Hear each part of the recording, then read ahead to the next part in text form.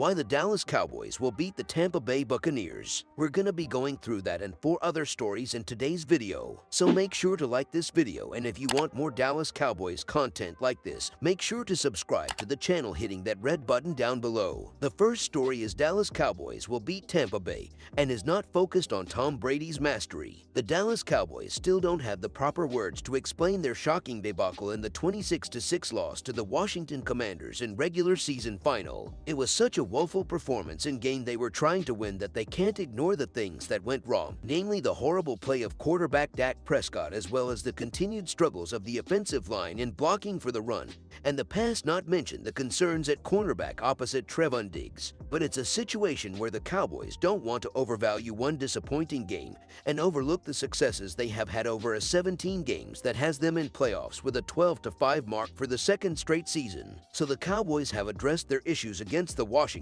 buried the tape, and are confidently moving on to Monday's NFC wildcard game at the Tampa Bay Buccaneers. The nice thing is we've had a chance to reboot and get ready and start planning with confidence. Coach Mike McCarthy said, "I have great confidence we'll be ready to go and going in there to win the game." That's easier said than done considering how the Cowboys ended the season, who they will be going up against in the playoffs. While the Buccaneers look nothing like the Super Bowl title team of 2 years ago, they do employ a quarterback who knows nothing but success against the Cowboys in 7-time Super Bowl champion Tom Brady. Brady is 7-0 all-time against the Cowboys, including a 5-0 record with the New England Patriots and a 2-0 mark in Tampa Bay the past 2 seasons. The Cowboys lost 31-29 in the 2021 season opener and 19-3 in the 2022 season opener, which was their worst performance of the year until the final game versus Washington. McCarthy said the last 2 games are all that matters. Clearly, what we'll pay the most attention to is we have had the opportunity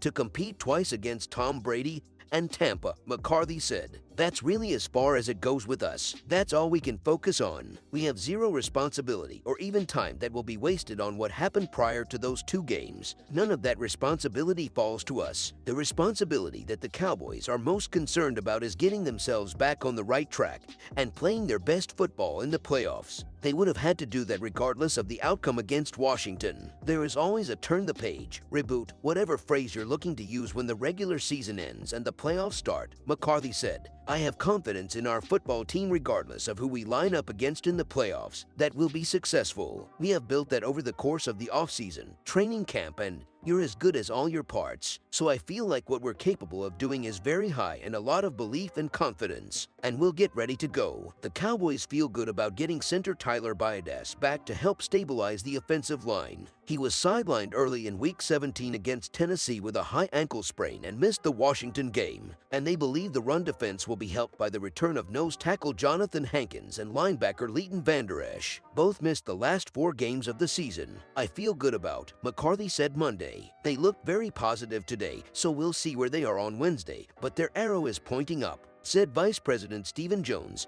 "That's our hope right now. You never know once you get them out there practicing if you have a setback or something, but right now I think our trainers feel good about where they've progressed up to this point, and they're ready for them to work back into practice this week and get ready to go play the Buccaneers." The Cowboys are still trying to figure a replacement for cornerback Anthony Brown opposite Diggs. Trayvon Mullen and Nahshon Wright alternated at the position against the Washington to mixed results. The Cowboys signed 10-year veteran and 3-time Pro Bowler Xavier Rhodes to practice squad to give them an experience option, and he could see action against Tampa Bay. The biggest issue may be the play of Prescott, who had completed just 14 of 37 passes for 128 yards with a touchdown and an interception against Washington. It was the worst completion percentage of Prescott's career and ended the season with a league-high tying 15 interceptions, including a streak of 7 straight games with at least 1 to end the season. McCarthy made a point to talk to Prescott on Monday to see where his head was at. Offensive coordinator Kellen Moore said Prescott pressed too much against Washington, trying to make a play and give the team a spark.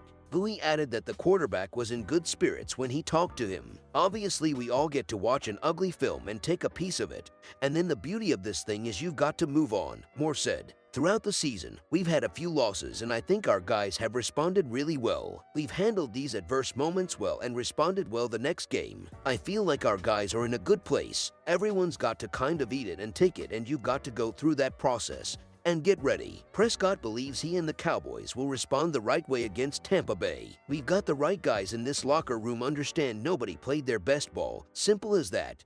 Prescott said, "It starts with myself, being accountable for what you put out there, what you did. From that it's about understanding that's not who we are, and then moving on and knowing what we've got ahead of us, one play at a time, one game at a time." The second story is the strange pattern that could give the Cowboys a Super Bowl victory this year. Wearing your lucky socks, partaking in superstitious rituals, and clinging to any statistic that gives you hope that your team will win it all can all be part of the sports fan experience. This particular fact is for you, crazy Dallas Cowboys fans. The Cowboys lost to the Washington Commanders 26-6 on Sunday to conclude the regular season 12-5, which was about as sloppy as they could have desired. They are one of the 3 wild card playoff clubs in the NFC, but this is just a continuation of a pattern that began with the team's first game of the season on September 11, 2022. Although this is obviously coincidental and only somewhat important, it does demonstrate the Cowboys' capacity to recover from a setback. Dallas hasn't dropped 2 straight games all season. The only other NFL playoff clubs that can make the claim are the Kansas City Chiefs and Minnesota Vikings. 3 of the Cowboys' 4 victories after their 4 losses came against playoff opponents before to the Washington game. On Sunday, there were numerous and early indicators of conflict. The Cowboys demonstrated in their first 2 possessions that they weren't prepared to compete for the NFC's top place. Brian Anger, the punter, botched a perfectly excellent snap and was unable to recover in time to kick the ball or run for a first down, which gave the Commanders possession deep inside Dallas territory. Sam Howell, a rookie NFL starter, finally comfortably defeated the Cowboys. The Cowboys had something to play for, but their attitude toward the game was unclear. But starting on Monday, it will be time to see whether this pattern hints at some sort of destiny, or if it's just another cause to give people false optimism that will eventually be dashed. The third story is Dallas Cowboys' reliance on third down came back to bite them. No team in the NFL is as proficient on third downs as the Dallas Cowboys. Since Dak Prescott made his way back into the lineup in Week 7, the Cowboys have led the NFL in third down success rate and third down EPA, and frankly, it's not even close. The Cowboys' proficiency on third downs is the only reason they are as good as they are each week in the points column. Again, since Dak returned to the field, the Dallas Cowboys are top 6 in offense. This lofty status even after the Week 18 stinker in Washington. Dak Prescott has always been a top-notch third down machine. He's consistently ranked at the tops of boards and routinely keeps drives alive that had no business living on. So when Dak does have his occasional off night, you can bet everyone notices everything. To say Prescott had an off night in the regular season finale is a bit of an understatement. It was the worst performance of his career I can remember seeing and inexcusable in nearly every way. But it brought to light other issues that have been going on in Dallas and shows just how much this offense has been relying on him to be great every third down. The Dallas Cowboys have made it a habit of squandering early downs. Unsuccessful plays early have led to Dak, help us late. It's a model that's destined for catastrophe, and frankly the Cowboys are lucky they saw its flaws in a week that didn't matter. Next Monday in Tampa, they won't be so lucky. 3 yards in cloud of dust is not a win on first down. Neither is a slow developing passing play that doesn't scheme open a single target. Play calling and play design have to be better. More motion, more misdirection, more creative packages and formations attacking favorable situations. Washington showed us what the offense looks like when Dak isn't playing Superman on third down. His efficiency all season was unsustainable, so we're actually lucky we saw it crash back to earth in a low-stakes situation. It's playoff time, and that means it's time to be less flippant with early downs, because relying on one player to defy the odds and bail you out every third down is a recipe for disaster. The fourth story is Dallas Cowboys coach Mike McCarthy's job is not on the line versus Tampa Bay. Dallas Cowboys owner Jerry Jones has been known to say, "Just 'cause I said it doesn't make it so," because Jones can and will change his mind. He has done it before, but Jones was direct and seemingly unequivocal in his backing of coach Mike McCarthy heading in Monday's wild-card playoff game versus the Tampa Bay Buccaneers. Asked on 105.3 The Fan in Dallas on Tuesday whether a one-and-done loss to the Buccaneers could impact McCarthy's status as head coach, Jones didn't blink.